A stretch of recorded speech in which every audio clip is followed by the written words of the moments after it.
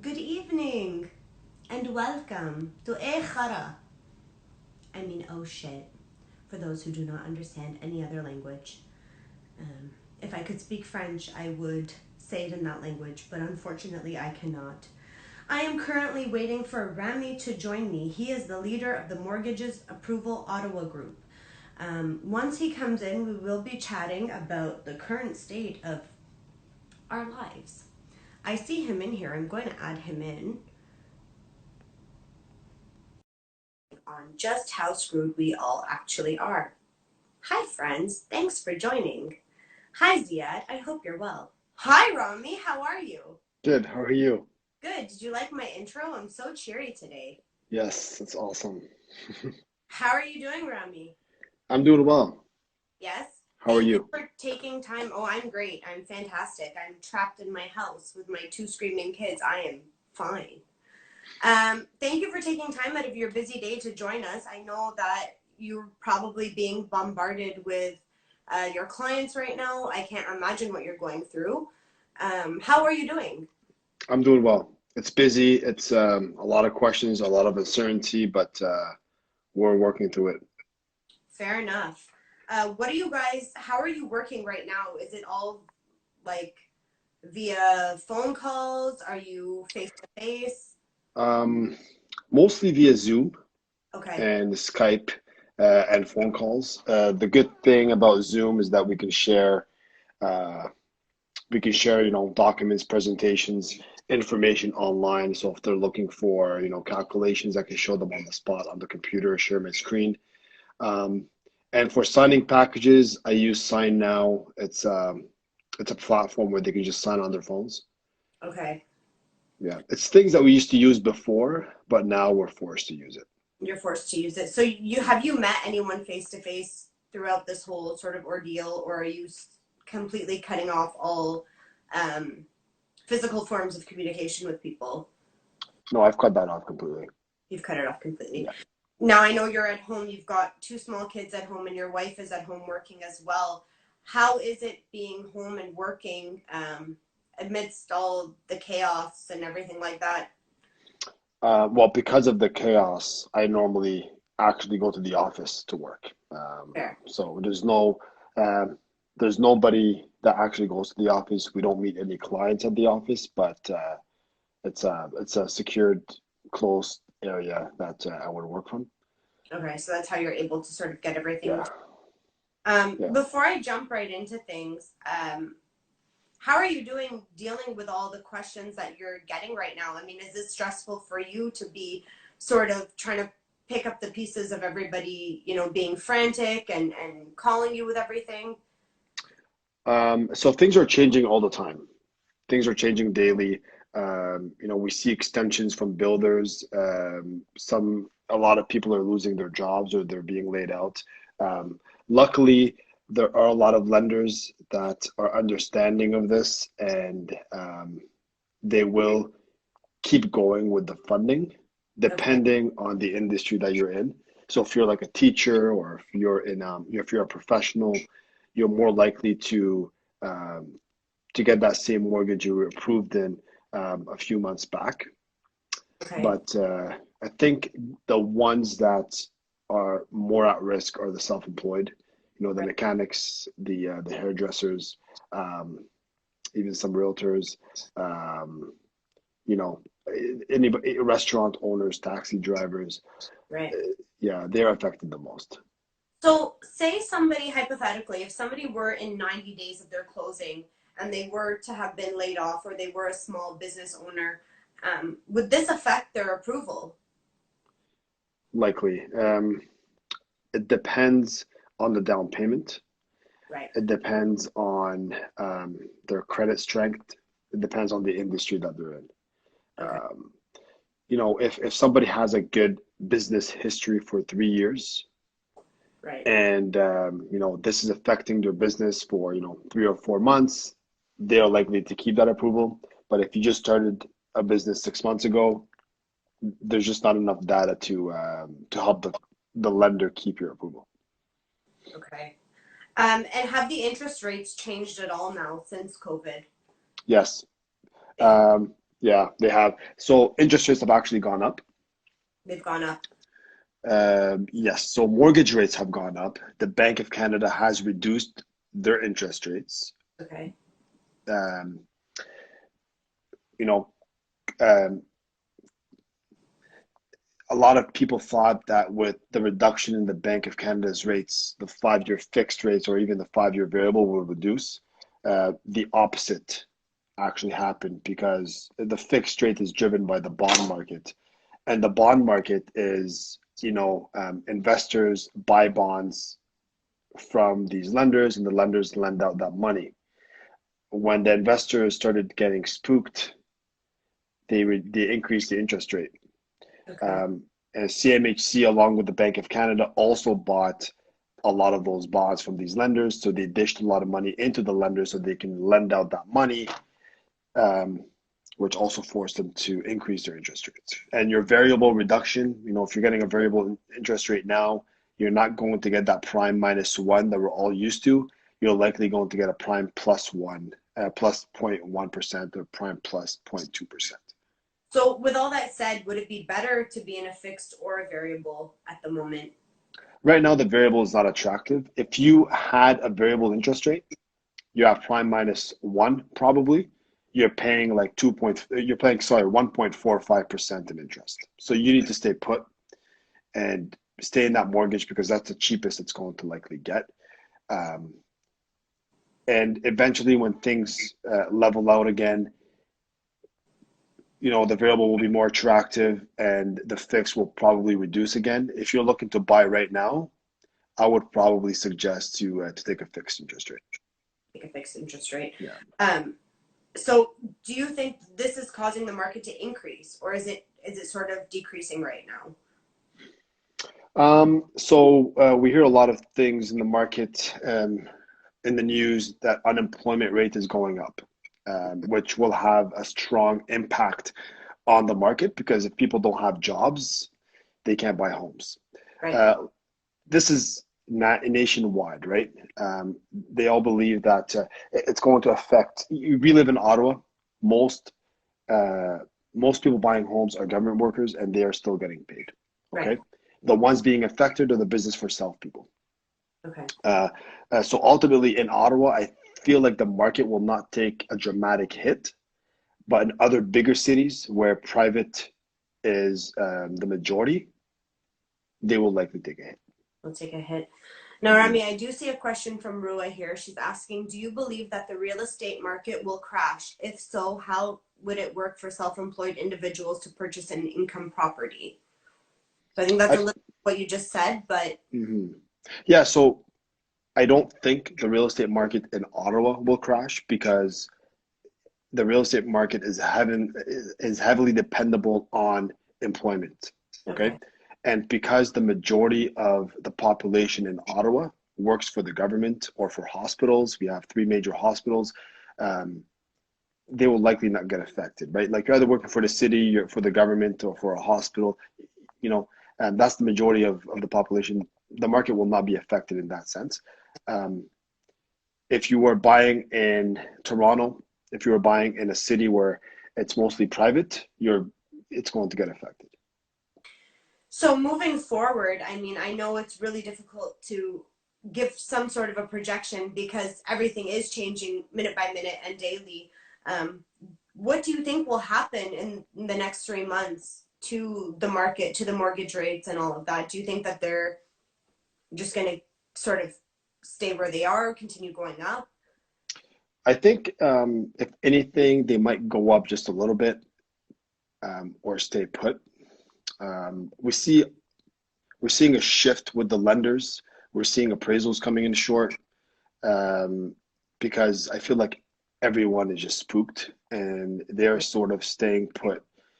Lenders are asking a lot more documentation, a lot more upfront documentation regarding employment. They're asking more questions. Some lenders are changing their policies completely, Okay. and some of the big banks are changing their policies completely. So you are seeing a shift, more hesitance on the side of the lenders. So I think that alone will impact the market.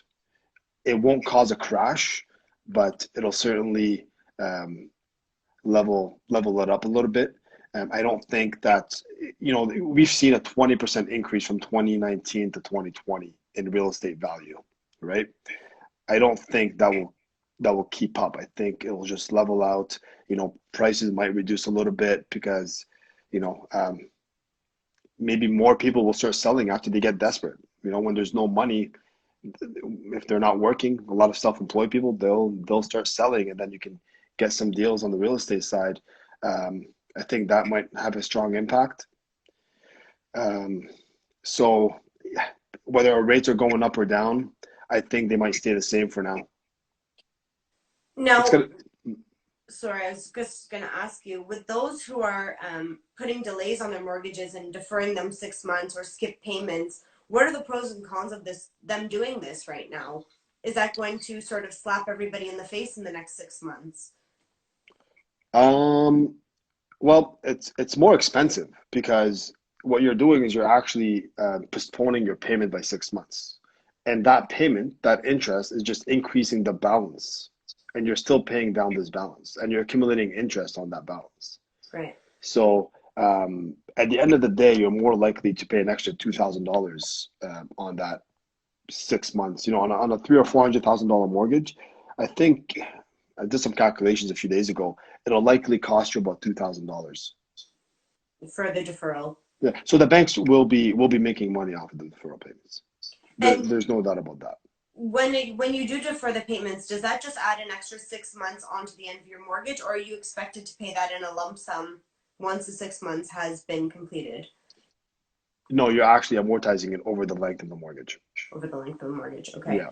So they'll just increase your payments once you're back on your regular payment schedule. They'll increase your payments.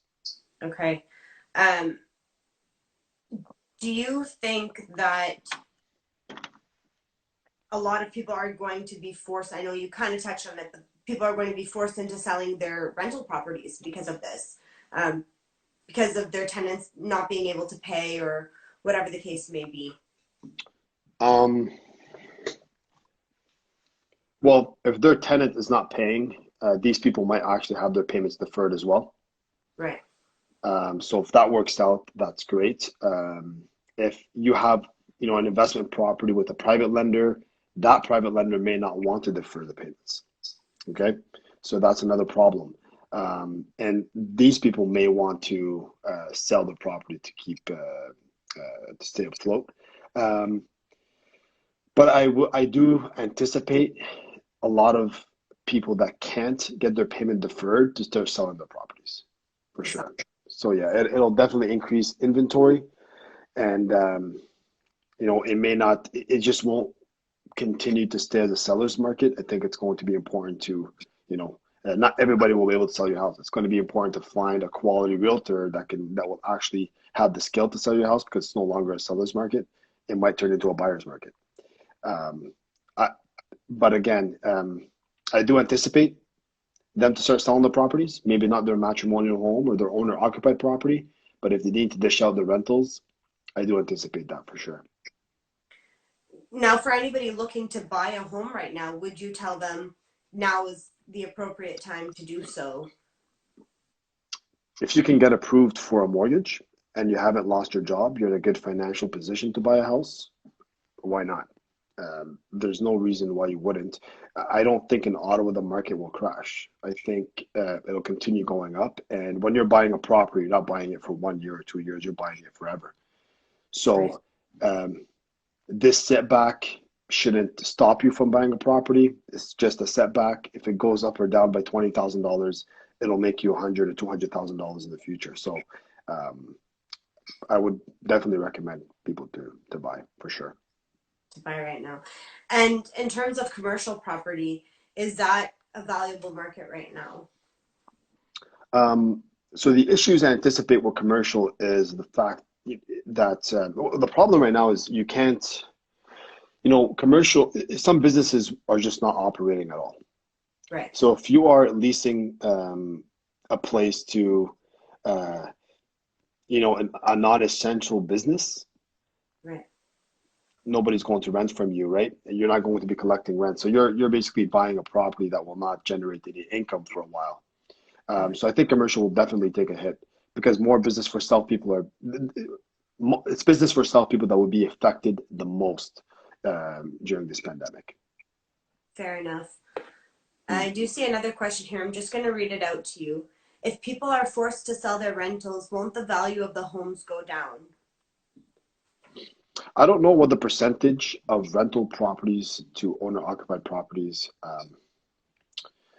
is in Ottawa. And I think, yes, it will force some properties to go down. I mean, I do see a small negative shift. I just don't see it crashing. You don't see it crashing. No, I think I mean, again, people will be forced to sell because they just don't have the money to maintain their mortgage if they can't get the mortgage deferral. But the chances of you not getting a mortgage deferral is very slim. Fair. Rami, how is this affecting your business directly? We're actually pretty busy right now. A lot of refinances, a lot of people taking advantage of their equity in the house. Okay. Uh, a lot of uh, again, there's a 20% increase in value from last year to this year. Even people that bought new builds last year for 340,000, their property's probably worth about 450, 460 now, and their mortgage is closing um, this year. So they're refinancing like a month later to pull more equity out, take advantage of that equity, and try to buy another property. So this is where most of my business is coming from right now. Okay, I'm not seeing too much in new purchases as much as we were seeing the last 3 or 4 weeks. But ultimately, refinances to pull money out is where our business is at the moment. I think it's going to be like that for the next 2 to 3 months. Fair enough. Mhm. I do see another question for you, Rami. Being self-employed, what is the down payment percentage that we need to put down on a property at the moment? So it depends how long you've been in business in. If you've been in business for 2 years, we will use 2 year average income. Okay. That's considered qualified income. You can put 5% down payment. If it's a stated income where we're essentially telling the lender how much you make and that we provide bank statements to prove that income, you need a minimum of a 10% down payment. Um, if you're newly self-employed, the deal's a little more complicated. You have more debt but a higher down payment. We can get you on the alternative side at 20% down payment. Okay. Um, Now, with seeing all these numbers sort of switch in like a moment, what does that do to you from going from everything being sort of on the rise to now where they are? How does that sort of play out in your mind? I mean, did it freak you in any way? Were you spooked by the situation?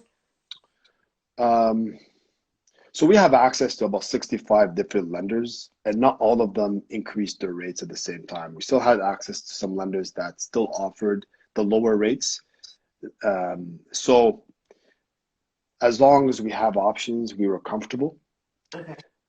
But it did spook me out for sure. Because when you see one of the big banks increasing their rates by half a percentage, it spooks you out. You have no choice but to start digging deeper to see what's going on. Um, And as I said at the beginning, you know, I the government is buying. I think they're buying 150 million or 200 million dollars per week worth of mortgage bonds, just to keep the real estate market from crashing. Okay, they're looking to spend over 150 billion dollars to keep the real estate market from crashing.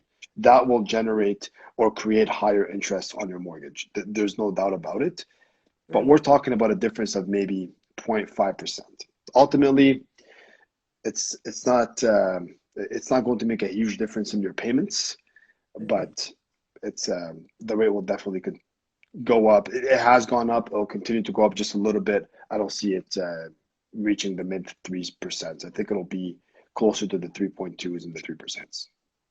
Now, I do see another question for you, Rami. Given the current rates, is it worth taking a look at paying the penalty to break your mortgage and take advantage at other rates? It depends on the lender that you're currently with. Um, some lenders calculate penalties differently.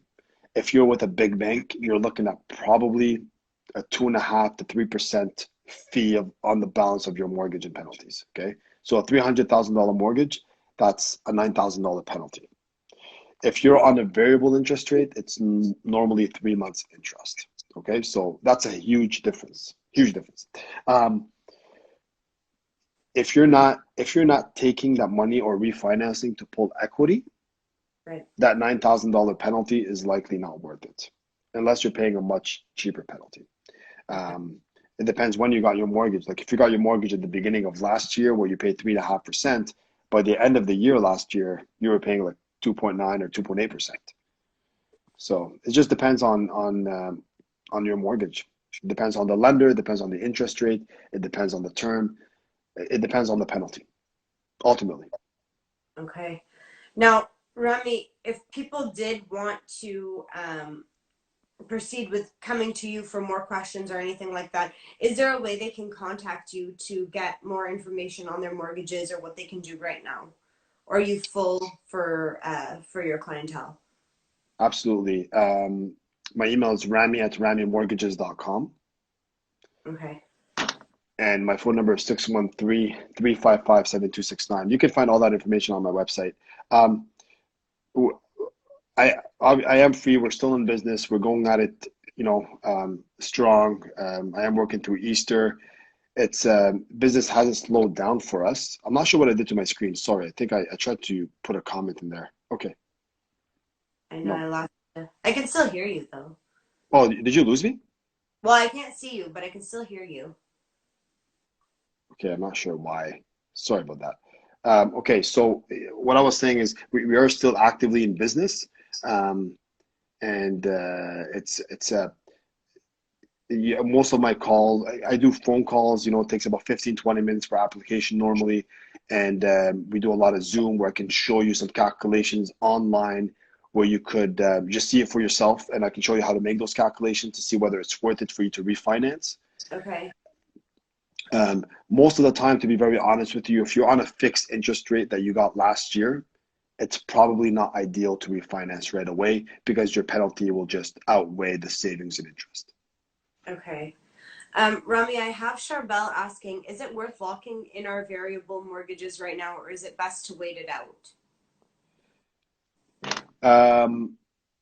Your variable rate right now is probably below 2%.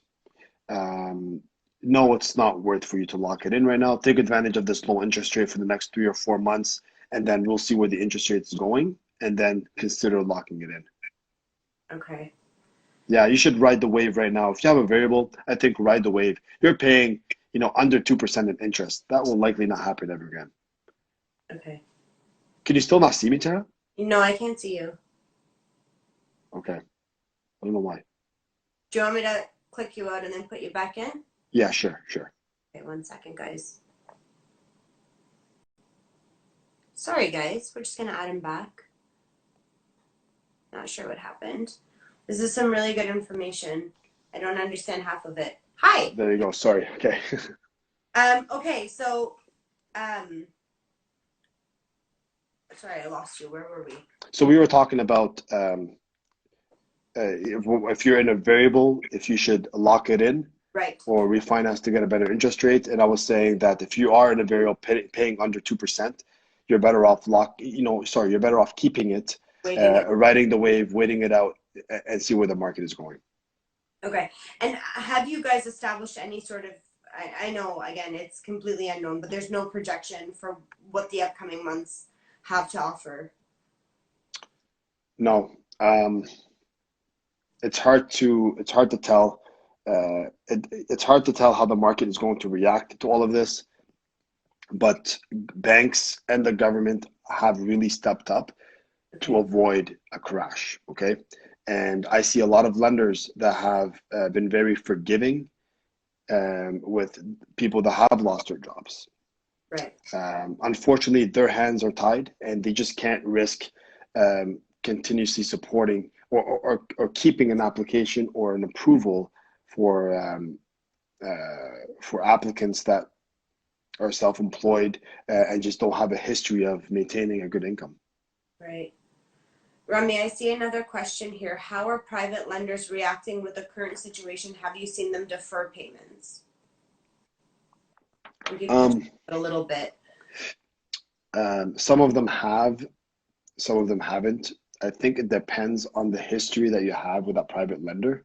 Okay. Um, it's and you know the thing about private lenders is that they don't follow they don't have any regulations or that they need to follow, right? Like when it comes to this stuff, like they do whatever they want. If they feel like it's worth it, they'll do it.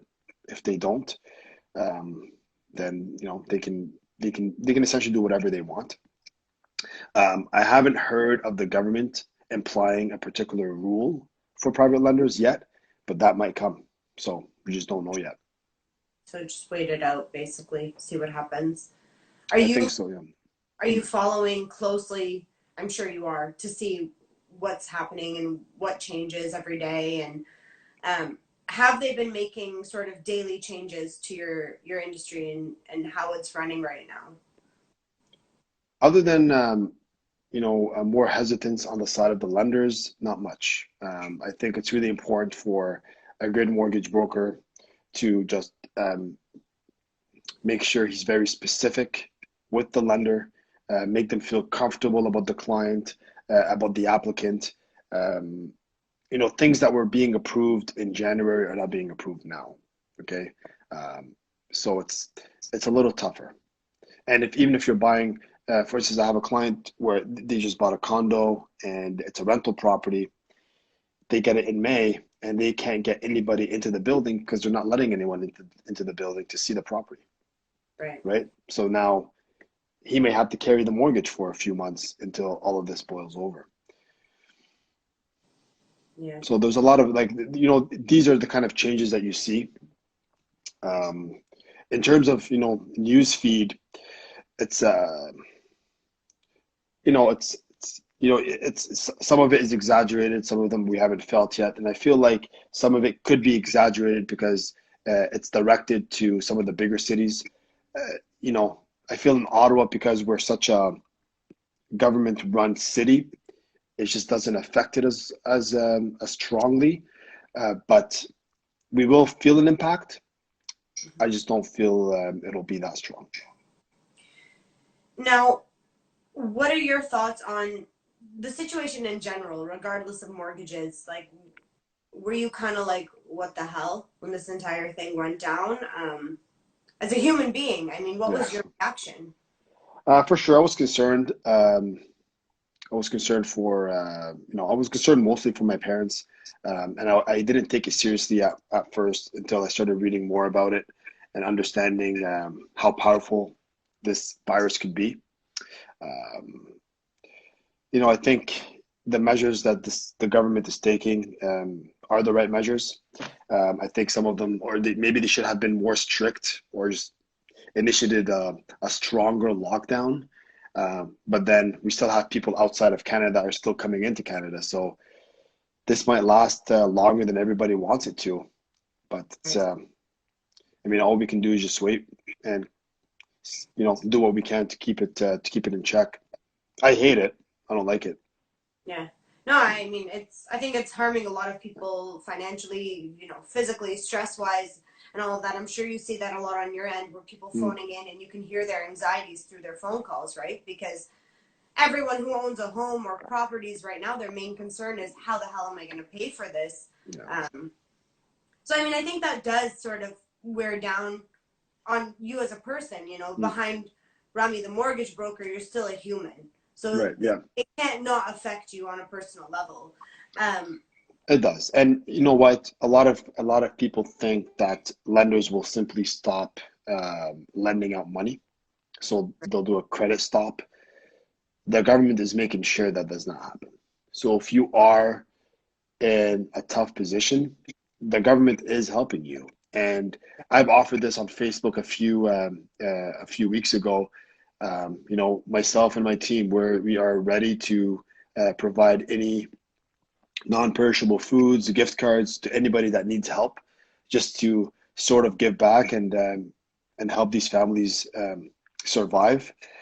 Um, so, I mean, in terms of my industry, things are still going on a personal level. I definitely feel bad, and I'm just, we have boxes at our location at 291 Olmsted Street where you can just drop off your boxes and be delivered to families. So, Amazing. yeah, if Amazing. anybody wants to help out, that's one way of helping out for sure. Or you can deliver to these families yourself.